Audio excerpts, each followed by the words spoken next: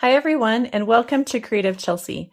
Today I'm excited to be sharing with you my second alternative card using the August 2022 paper pumpkin kit called Sweet Sunflowers. This fun kit created 9 cards, 3 in these 3 beautiful designs. If you're interested in watching me unbox this kit so that you can see everything that came inside, or if you'd like to watch any of my other alternative projects, you can click on the playlist and I'll link it up here in the top right corner. I also want to show these beautiful envelopes that came in the kit. I just love those. So today I'm going to be sharing with you 2 alternative cards using one card base. And this is the card base we're going to be using. It has patterns on both the front and the back. And so we can easily cut that in half and create these 2 beautiful cards. This card uses the back, and then this card uses the front. If you are new to my channel and want to see more of my videos, click on the subscribe button and then the bell for notifications. I would love to be your Stampin' Up! Demonstrator and help you with any of your paper crafting needs. To purchase any of the products you see me use today, or to subscribe to get your own paper pumpkin kit, please use the links in the description below. So before we begin, I do just want to mention really quickly that the next 3 months paper pumpkin kits will be seasonal. So we have September's kit, which is Halloween themed, and it's going to create some Halloween treat boxes. And then we have October and November kits, which will be both Christmas or winter themed. We haven't seen too many sneak peeks except for this image here. And so you can kind of get an idea of what they will look like. So make sure to subscribe before, let's see, September 10th to get this one. And you can subscribe using the links below. So to begin our alternative cards today, we're going to take the card base and we're going to cut it right in half down the middle on the score line. So that's going to be at 4 1/4. I'm going to go ahead and put the back off to the side, and we'll do that for our second card. For this card, we're creating a raised panel card. I really had a hard time cutting up this really gorgeous, beautiful watercolor pattern or image. And so I wanted to keep my card really simple, but still highlight the beauty of the card by doing a raised panel. So to do this, there's 2 ways. One, you could use some rectangle or another shape dies. And so you would just line your die up on the center, run it through your Stampin' Cut and Emboss machine, and then you'll just raise that up by adding a piece of cardstock underneath. So that's just a really quick and simple way if you have a die cutting machine like the Stampin' Cut and Emboss machine or those dies. But today, because I know some of my customers and my subscribers don't have all of the crafting products, I'm going to go ahead and show you how you can do this with your paper trimmer. So I want to start a 1/2 inch on all sides. So I'm going to line up my edges with my 1/2 inch mark on the right side of my cutting line.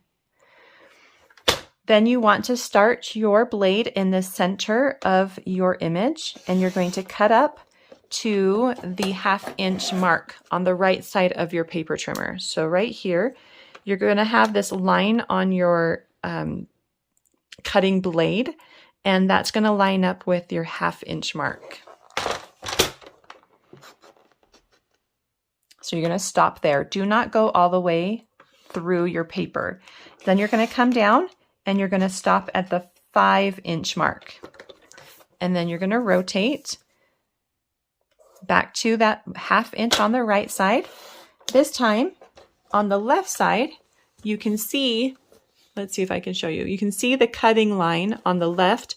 And so you just want to line that up with that line on your blade. So as soon as they're lined up, then you're going to know that they have touched and you're going to cut right through. And then you want to carefully not recut your paper, but you're going to come down to 3 3/4, which is a 1/2 inch away from the edge here. So you don't want to lift up your blade like I did, or you could do what I did, and which is accidentally cut a little more off than you want. So just a tip, don't lift up once you've started cutting. So again, line up with your 1/2 inch, go up to that cut line that you just cut, make sure they connect, and then down to 5 inches. So you just remember you're stopping a 1/2 inch from the edge. And then this is our last cut. We can go up to the top of the line and down to the bottom line. Okay. And if you overcut just a little bit like I did here, that's okay because you're going to be covering that up with some cardstock. I think I might just do a little trim off the bottom here, just the slightest, just to make that nice and even since I had accidentally cut that wrong. So once you've got that cut, you can add some of your pieces to your card base. And I'm using a card base of thick, basic white cardstock. I'm going to start by adding the outside frame with a little bit of liquid glue. I like liquid glue for this because it gives me just a little bit of movement so that I know that I've got it in the right spot. I can kind of move it around just a little bit before it dries all the way. So I'm just going to stand my card base up and make sure that it touches all the sides. And then I can gently adhere that. Okay, so it's going to look like that. So we've got a full card base here. So this is 4 1/4 by 5 1/2. And then we've removed a rectangle that is a 1/2 inch on all sides smaller.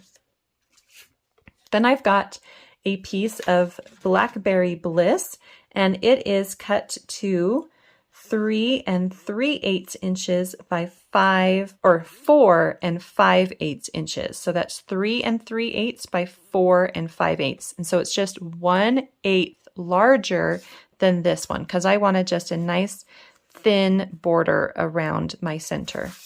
So I'm going to go ahead and add that with a little liquid glue.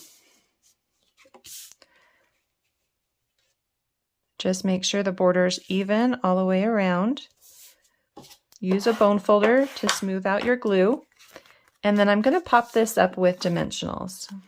And I do have some of the larger size, so I'm just going to go ahead and use those. And use up my edges here.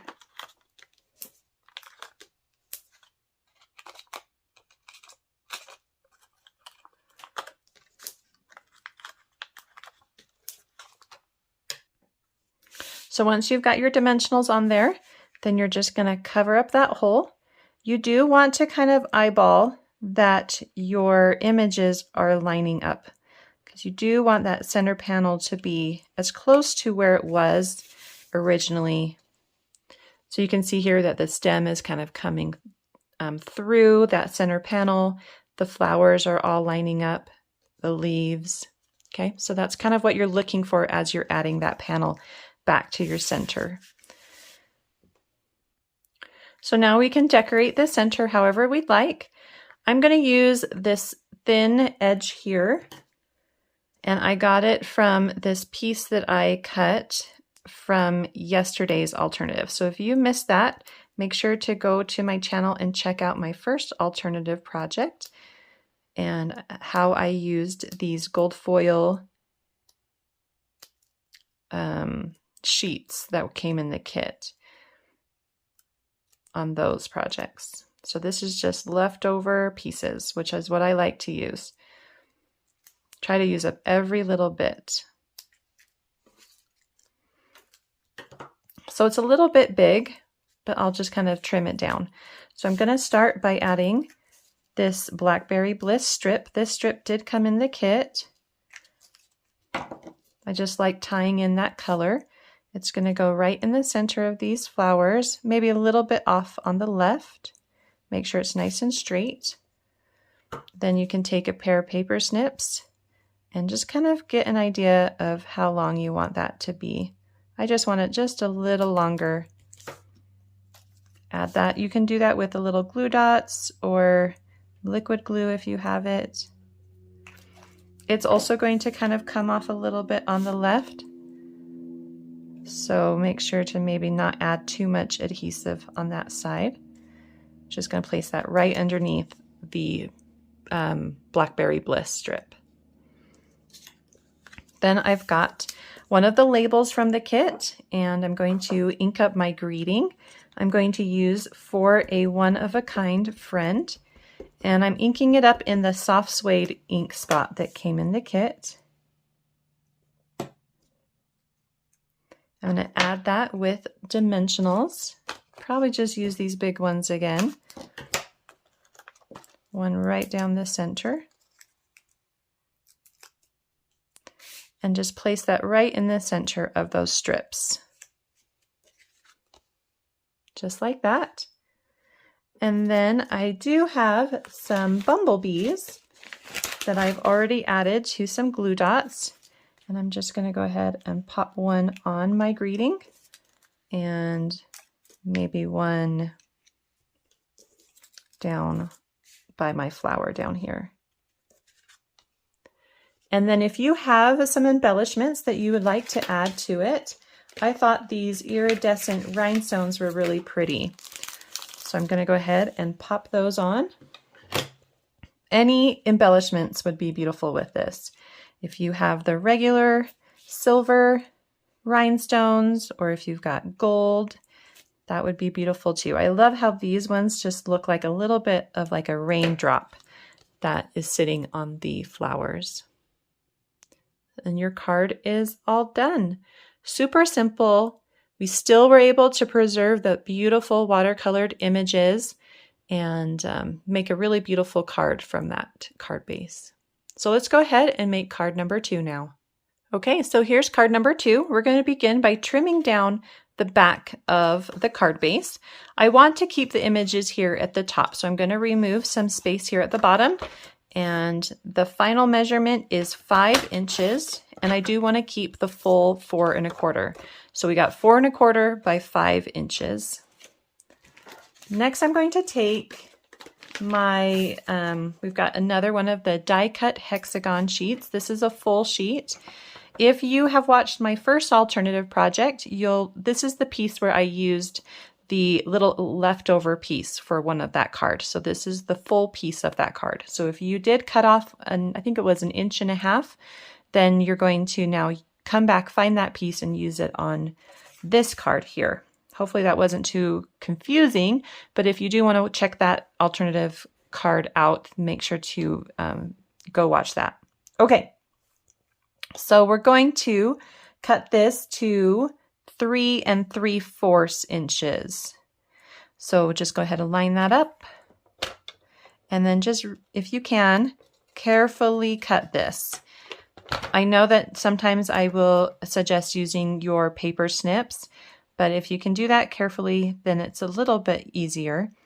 We're also going to go ahead and trim off all the sides as well. This one's a little easier because it's got the solid piece right next to it.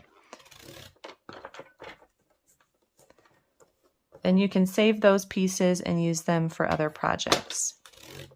Okay, so now I've got this square. It's about, let's get the final measurement. So it's about 3 3/4 by 3 1/2. So it's not quite a square, but pretty close. And we're going to use the white side of this. If you want to use the gold, you can. I just wanted it to be a very subtle texture to the card. So let's go ahead and start adding some of these to my card base. I've got a card base of Blackberry Bliss, and you will want to add a piece of white cardstock to the insides for your greeting. I'm just gonna do that a little bit more so it sits a little bit better. Add your pattern paper to the front. And you're going to have about 1/4 of an inch on both sides.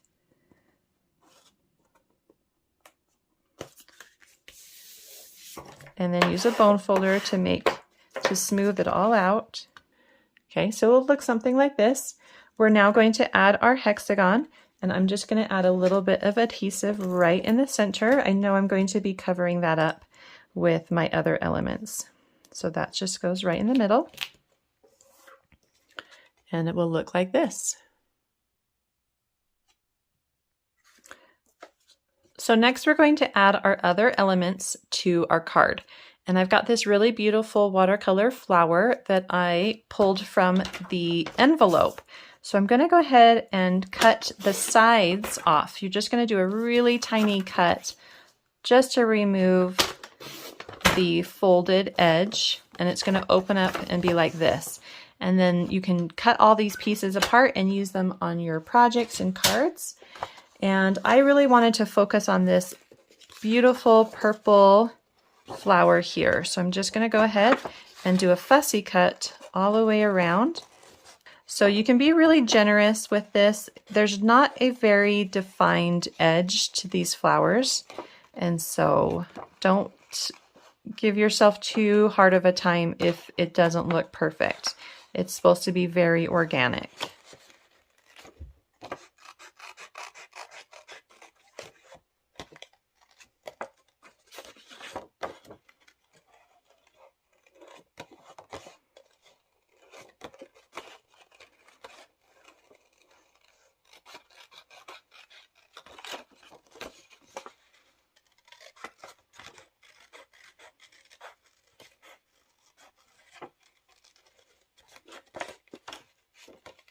Okay, so you'll get something that looks like this.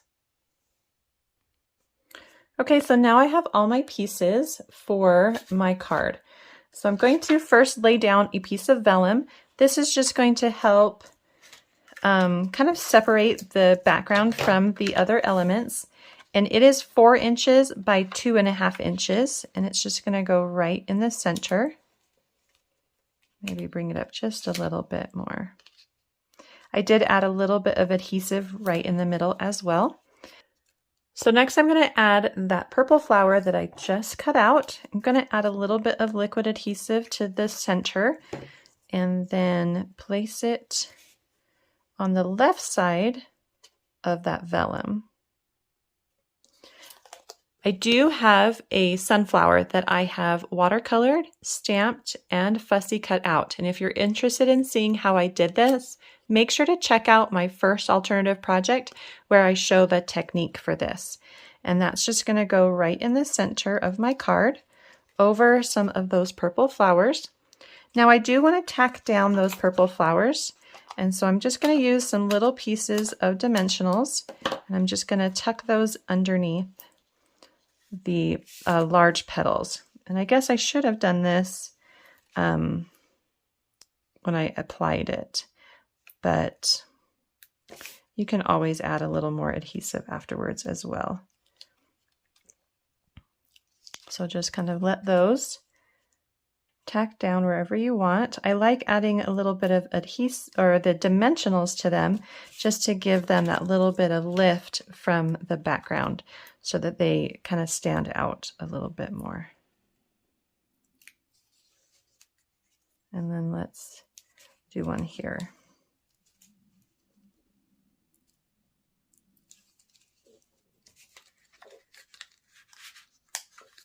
Okay, so it's going to look something like that. I have already stamped my greeting on one of the labels from the kit. I've got a dimensional on one side and a little adhesive on the other. And that's going to go in the bottom right corner. And then again, some little bumblebees with glue dots.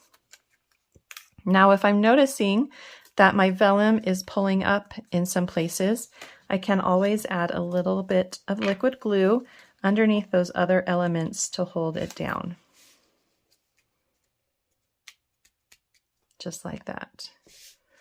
Let's do a little bit more. There we go. Okay. And then again, if you do have these beautiful iridescent rhinestones, you can add these to your card as well. I'm going to place a large one here at the bottom. Maybe that will kind of help hold things down. Maybe a medium near my flowers, and a small as well up near my flowers. So just a little extra bling for the card. And that card is all done. Well, I hope you enjoyed watching me create these two beautiful cards from one card base, using some of the products from the August 2022 Paper Pumpkin Kit. If you're interested in seeing written instructions or close-up images of these cards, you can visit my blog, creativechelsey.com. If you'd like to subscribe to get your own Paper Pumpkin Kit, please use the link in the description below. Thanks so much for watching. Have a creative day. Bye.